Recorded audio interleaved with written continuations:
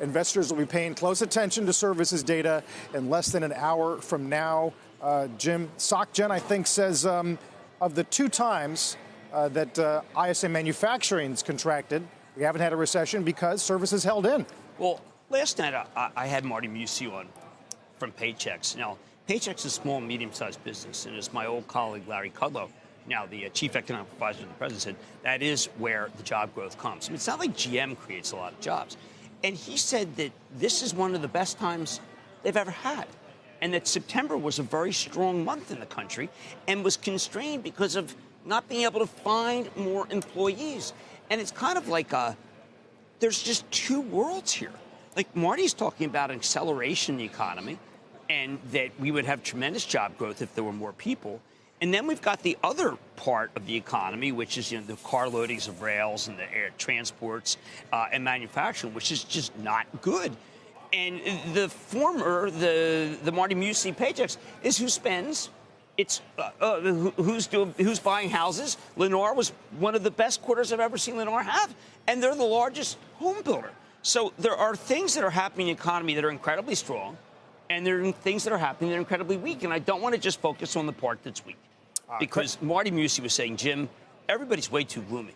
Yeah. Yesterday, Credit Suisse called it fears of a semi-recession, because so much of the industrial economy is weak, as you said, and the rest is not. This is what the Paychex CEO told Jim last night on Mad Money. The feeling is that while businesses are a little bit concerned overall about the economy, the demand for their products is still there, and they're out trying to hire. The biggest challenge is hiring people to fill the demand that they have. That's good news.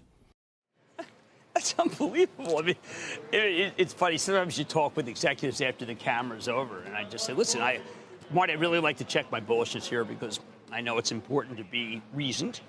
And he said, look, the issue in this country is we need more workers. Now, that's typically not the recession narrative. The recession narrative is we have a surfeit we have a surplus of workers. That's not the case. So I felt very sanguine after speaking to Marty. And also, for background, the people in Lennar, they can't build the homes fast enough. So you've got that part of the economy. 10% of the economy is housing, but it does a punch above its weight. And you find yourself thinking, before I get too bearish, remember that these are the people who buy things. And that's why Watch, Walmart, Amazon, Target, Costco, and Home Depot remains very strong. The Lennar chart is a chart of the U.S. economy.